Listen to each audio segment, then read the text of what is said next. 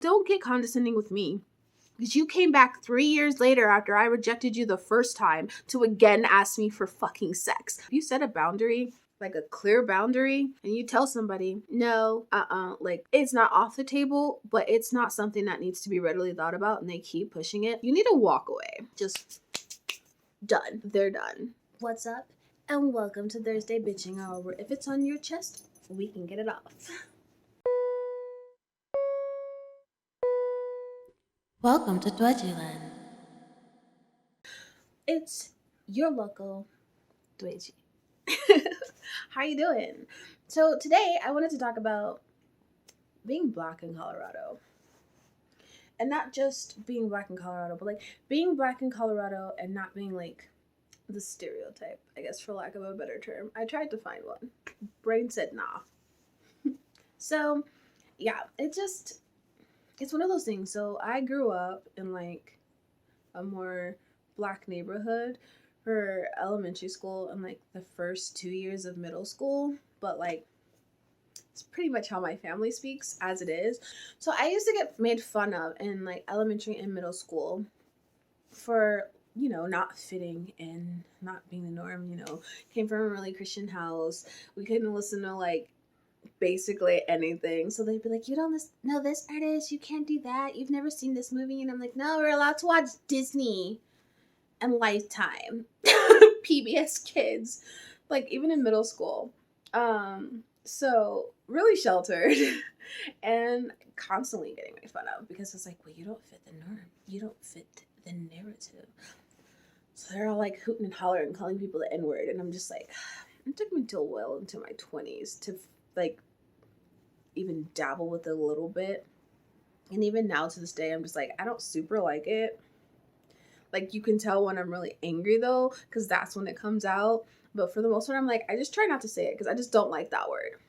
But then middle school, like my last year of middle school, I moved to a new district. And it ended up being like a predominantly white district. But like I fit in so much better there because even amongst the other black people, like we all spoke the same. Nobody made fun of me. It was phenomenal. Then in high school, same thing kind of happened, even though I was still in a predominantly white district. There were the people who spoke like me and we got along great. And then there were people who were trying so hard, like over the top to be like, I deserve my black card. And then they would just make fun of me still. And I was just like, we're in high school now.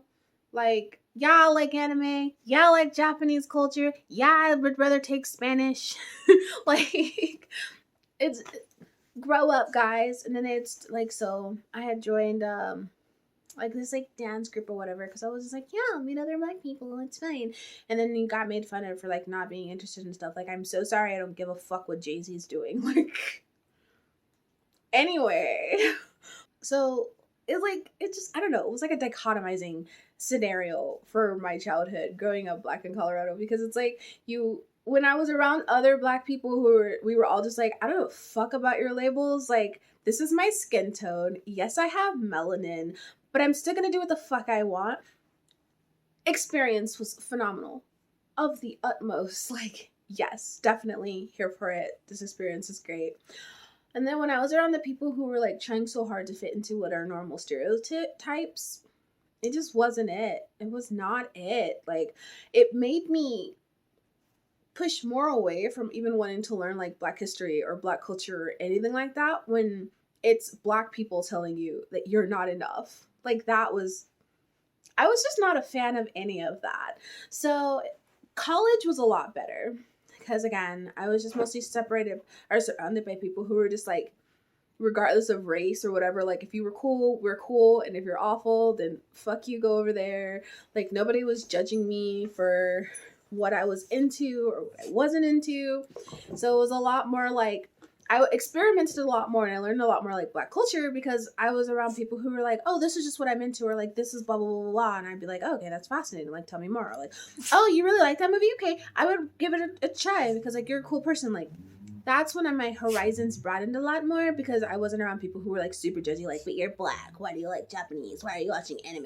Why are you listening to J-pop? Don't you listen to J-Lo? Like, No, because I want to listen to Hikari Pamu, okay? I don't want to listen to J-Lo. Like, that was the thing. So yeah, that was like the whole thing. So like college was a lot better than high school in that regards. And again, I know I speak from like a very sheltered point because I was very sheltered as a child. Like I was the kind of kid who I got off the bus stop, like my house was here, my best friend's house was here, and like her grandmother's house was right next door. So like there was this little triangle in our street that where me and my brother were allowed to play. Like we knew everybody because it was like my childhood home was my mom's childhood home.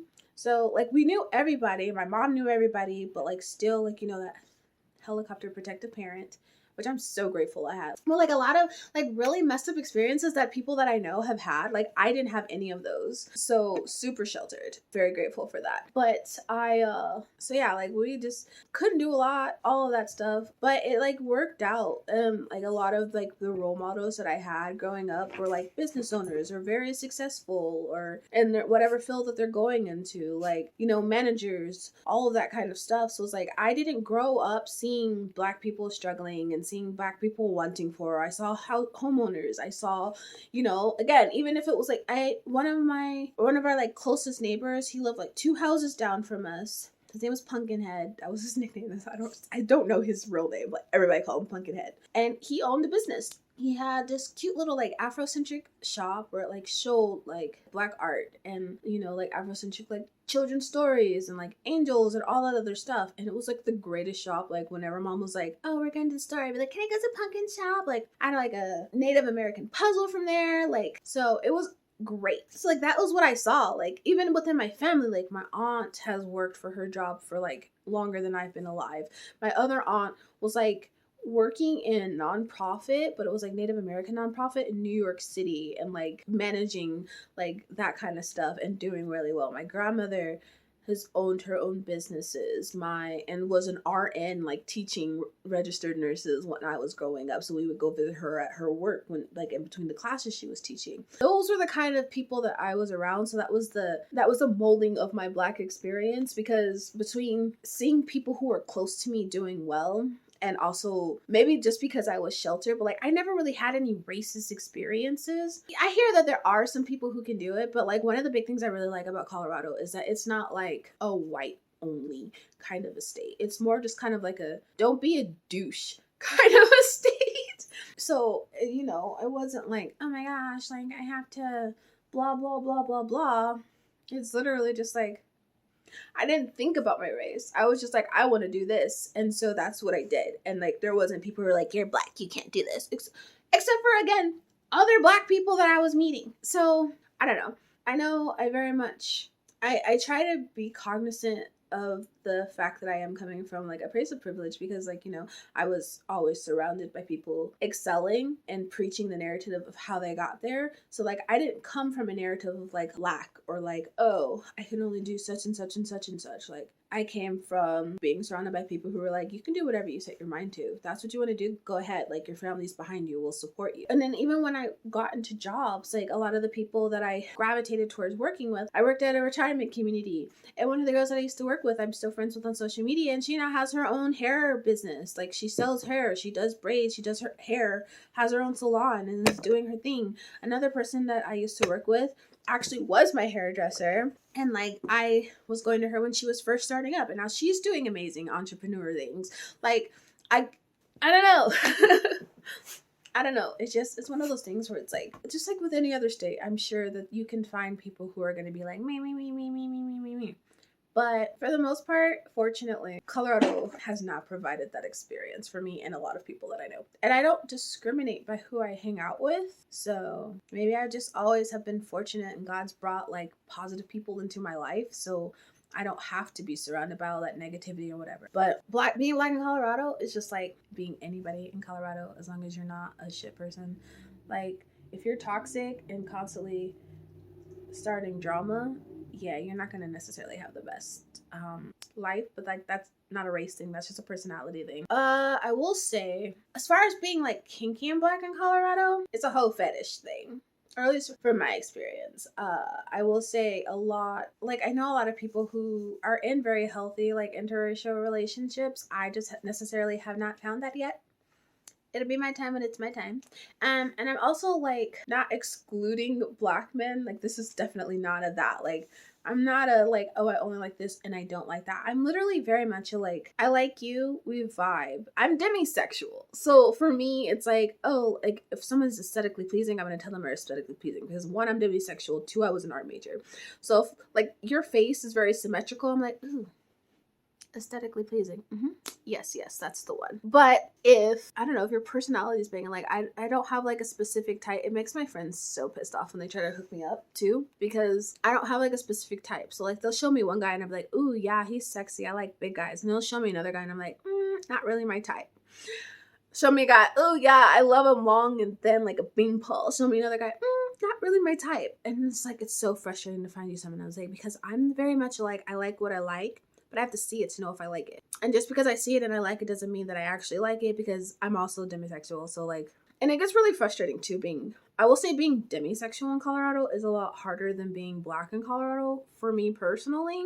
Like just being black in Colorado, even like, look, let's just dichotomize it. Being black and kinky in Colorado, like it doesn't close any doors. I still can go to play clubs, play parties. Like I've met people. A lot of the times, at least specifically what I've been doing a lot now, like a lot of times I'm the only black person there, but like it's still a good eclectic mix. Like there's still Hispanics, there's still Asians, there's still white people, there's like so many different kinds of people there. It's just like a lot of times it's like 1 to 5 of us at events depending on how many people are there. So there's that, but it's also just kind of like maybe there's just not a lot of kinky people in Colorado, so I just go where I go. I'm sure if I went to like Atlanta, the kink scene is going to be way different than the kink scene in Colorado, you know? But it's also getting attraction, I guess, is not the hard part. It's it being reciprocated both ways. And I'm usually the problem. That's the big issue with my love life in Colorado. So like I had one person who like, he was a friend and he was like, oh, I'm really interested in you. And I was like,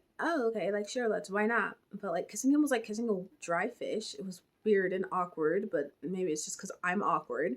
At least it wasn't like a cold, slimy, wet fish. But like it was just like, okay, well, I don't get why people like kissing. What is the point of this? That was the first stage of when I knew something is probably wrong with me. And then he and I didn't last for very long, but it was like cool to just like hang out or whatever. So like I know one time like we just went like literally just cuddled and watched anime, and it was like the greatest time. And I was like, if this is what dating's like, I'm fine for dating. And then he ruined it a few days later by being like, I've never been with a black girl. Can you be my first black experience? And I was like, oh, no, thank you. Bye-bye. Oh, bye-bye. Now, bye-bye. And so there was that. And then like a lot of the time, that's where it goes. Like, that's why I say like fetishize. Because like there was a dom I had met on a site. And then we were going to have like a like meet and greet, meet in person. Because like I don't show my face on social media. At least like public profiles. I have a couple like private profiles where I will show my face, but I'm super selective of who gets to be on there. Like I have to know you in person. You gonna see my face. So like we met in person. I was younger, early 20s, early to mid 20s, something like that. Really new. Actually, no, I didn't even learn about kink things until I was like late 20s. So I was like new to the scene, but like older. So met him and we had a really nice conversation. He was a really nice guy, lovely British accent, long white beard. I'm gonna make a video about how much I love older men. Like I'm trying to be somebody's grandmother. Who's looking?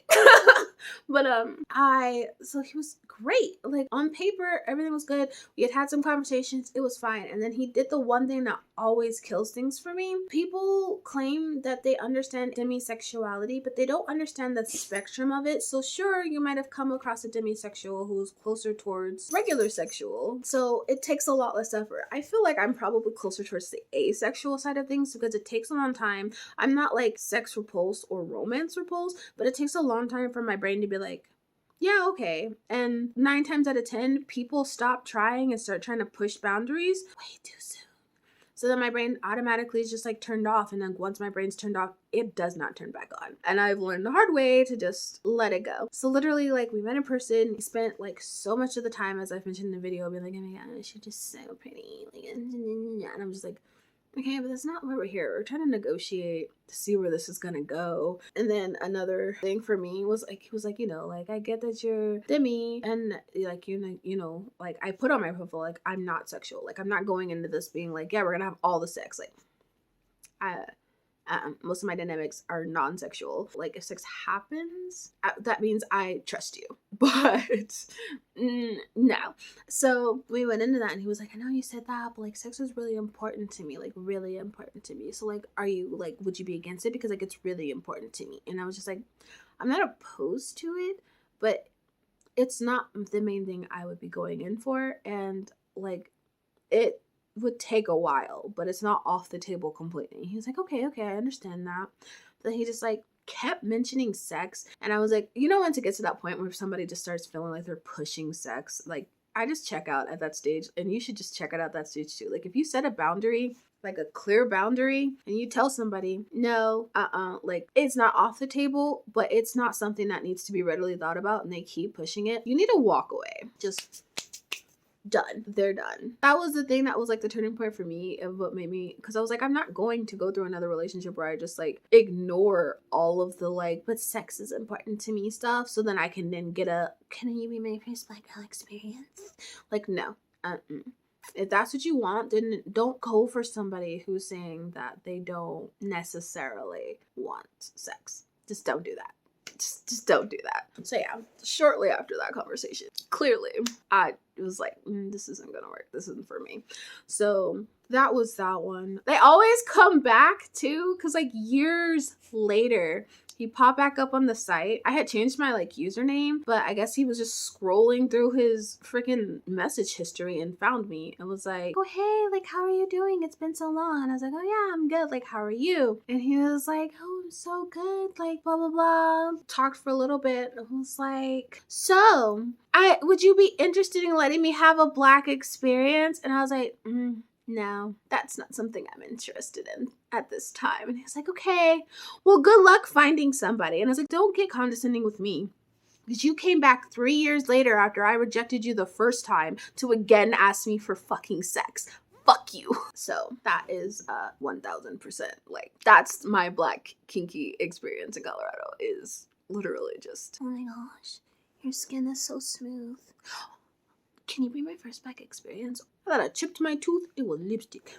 Yeah, no. I was like, if you're not a fucked up person and you just like, you do your cathartic things, it's great. But yeah, I was just like, that's the experience. I guess that's essentially experience. As far as the kink scene, there are a lot of places who are very open. There's no discrimination. You'll find other black people there. They don't close you out. So you can definitely find a scene. And I don't know of any like black only spaces in Colorado, but again, like, I've only really like learned about it. Like, I was only really into it for like a year and a half before the panini shut everything fucking down. So like, let me backtrack. Okay, so I got into the kink scene. I met another little who was like doing she had like a business that she was selling stuff on. That's all I'm saying. And I went to go buy something from her, and then we hit it off immediately. We were close friends. She was like the only friend that I really made. We were so close, and that ended up being a very just not good fit relationship. It was a learning relationship, but it wasn't a good fit relationship. So we like weren't really friends. We aren't friends anymore. Like, the door was open, but I feel like the last time she really reached out to me, she was like, I want to try again. I want to have a conversation. And I was like, oh yeah, I'd definitely be willing, but like, I would need to take it slow. And her exact words were like, I don't want to be friends with somebody who has 1 foot in the door, 1 foot out the door, because then I'll feel like you could leave again. So it's all or nothing. And I was like, okay, then I choose nothing. Because if I can't set a boundary of like, I would like to go at my pace because I've been hurt too and I don't feel comfortable, and you're like, no, both feet in or nothing, then nothing. Sorry, that's just how it's gonna go. We just weren't a good fit. Like, I'm not saying she's a bad person, and I never will wish bad for her at all, ever. But it just so much went down that I finally just got to the point where I was like, I keep getting hurt because 1, I'm shit at communicating, and I acknowledge that. But 2, if I've expressed to you that I'm shit at communicating, but I'm trying my hardest, and you still make me feel like I'm shit because I'm not doing enough, okay, cool. But I delved into all of that to say, when I first got into this, she was the only like real person I had ever met that was in my state and into kink scene. And she did nothing nothing but bad talk, the whole community in Colorado. So I didn't really meet any friends. I was like, okay, I'll just go through who she approves of in the state and blah, blah, blah. I'll use her filter, her whatever. Like, she told me stories about like somebody killing a bird and everybody just standing around and watching it. And I was like, yeah, that sounds horrible. I don't want to be around those kind of people. So either those people are out of the scene or it was just one of those rumors that got started. Because I know a dom in adult DOMME, female dom in the state, who people, every time you turn around, they're like starting something new about her. But then you hear like the other side of the story from multiple people who were also at the event, and it's just like, case in point, her partner pulled a knife on this guy and cut somebody out, and they were in the middle of a scene. Whereas the story was, yeah, she tried to call Red and he wasn't fucking listening. So my dom backed him off, cut her down to release her. But now everybody's like, she's terrible and he's terrible and they're abusive. But all of the participants of that were white, so nothing to do with being black or kinky. Or black and kinky in Colorado, fortunately. But like, that's the kind of stuff that you like just across the board, I guess, have to deal with, like childish drama people. There was that. Once I got from there, I kind of was like so hurt. I was like, I don't want to meet anybody in state anymore. So I made friends. Like, I made friends with someone who was in Maine and another one who was in New York. And we were like all chill together. And then we kind of backed off the youngest member because she wasn't quite 18 yet. And when I first got into it, like nobody really was super strict about being like, don't talk to people under 18, blah, blah, blah. So it wasn't until I started actually learning and delving into it, realizing all of the legal issues that could be happening, that I was like, babes, I love you and I will always be here for you. So hit me up when you turn 18 because I'm not about to get called a groomer at all. So backed off, and then like now me and her, we're chill, we talk. But the other one, she and I also don't talk. And she was also black, but she lived in Maine, like I said. She had some psychosis issues, and it was a roller coaster, but we got along really well. Like, we basically were like, we called each other sis. Like, we were so close, talked every single day, just cuz. And she had one too many episodes where she would cut me out and block me on everything before I finally was just done. I tried so hard because it was like, I understood she had a lot going on. She didn't always necessarily have access to her meds, and like, just, she had a lot going on. But it just got to one time too many of her having an episode, either deleting all of her stuff or blocking me on everything, for me to finally just be like, okay, I love you, but I'm hurting myself and you're hurting me. That's just too much at one time. So I say all that to say, take care of your mental health, kids. Like, in general, but like especially if you want to be in a kink scene, don't hurt other people because you're not taking care of yourself. That's also part of why I don't date, because I was doing a shit job in 2020 and 2021 of taking care of my health. Towards the end of 2021, I got better, started getting back to it. We've slid off a little bit for the past like week, but I'm also having teeth issues, so I'm just giving myself some grace. But take care of yourself. See that therapist. Go to a doctor, go to a dentist, go clean your house. Even if it's just a 30 seconds of brushing your teeth, you'll feel so much better that you did that 30 seconds than you will a week down the line, because you've been so sad that you've just been letting all of your hygiene go. Do the things. It's important. But yeah, that was heavy. I'm sorry. So yeah, after that other falling out, I just kind of... No, sorry. The one in Maine was first, and then I backed off. And then the one who's local in Colorado was second. And then I backed off again.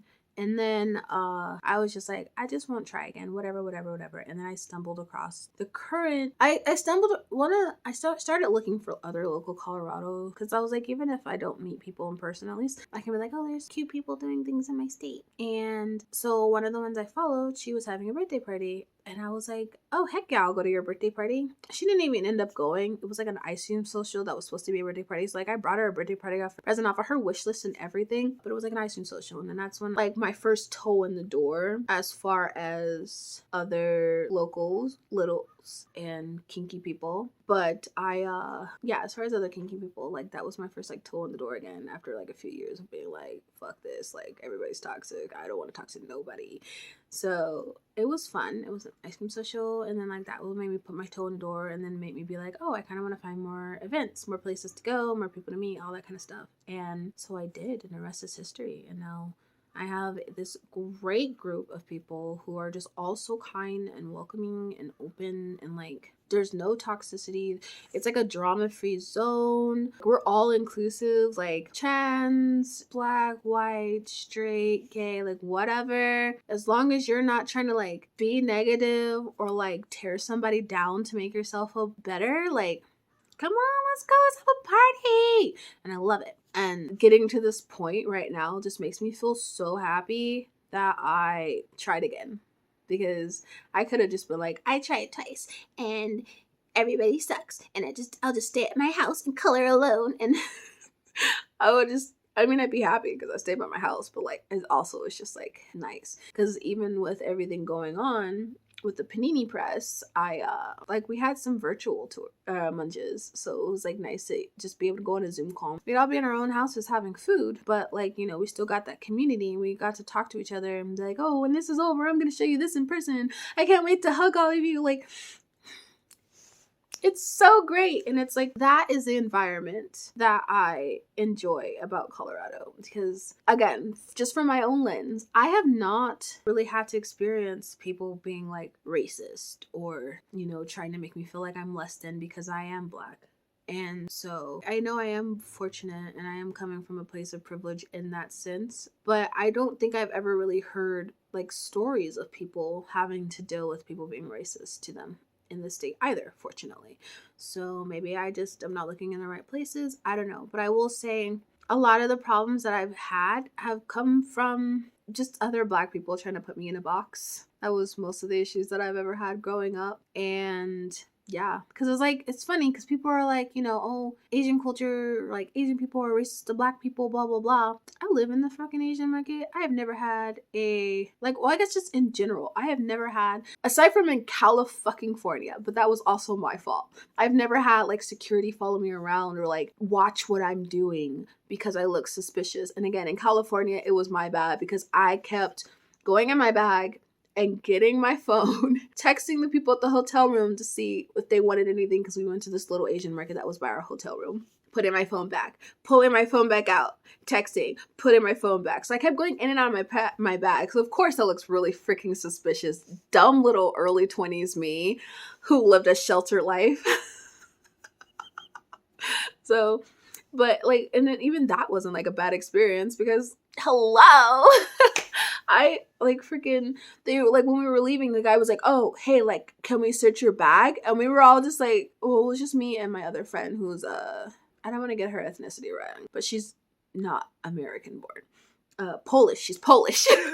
But, so we were like gonna leave and they were like, hey, like, can we just check your bag really quickly? Like they said they saw some suspicious activity and we were both like thrust over our purses like, yeah, sure. And he was like, oh, okay, yeah, no, it's fine. And then we were like, I was like, are you sure? Like, I don't have anything to hide. I didn't like take anything. I'm not whatever. And he was like, no, your reaction was just fine. Like, we just saw you going in and out of your bag. And I was like, I'm sorry. Like, I'm a dunce cap. I kept getting my phone until I realized I probably looked suspicious. And he was like, okay, that's fine. So yeah, like, don't do suspicious stuff like this. But it's just, I've never really had to deal with people being like, you look suspicious because you're Black and you're in Neiman Marcus. Like, whatever. I look like I belong because I came here to ooh and ah and buy stuff.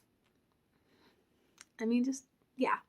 Just don't be suspicious, I guess. Don't be suspicious. Don't be suspicious. But yeah, if you're Black in Colorado, what's your experience like? Has your experience been like this? Do you agree with things I've said? Do you disagree with things I've said? I know I'm probably going to get flack from saying that a lot of the issues I've had are from fellow Blacks trying to put me into a stereotypical bubble, but I really just don't care because I'm a grown-ass woman and this is my experience.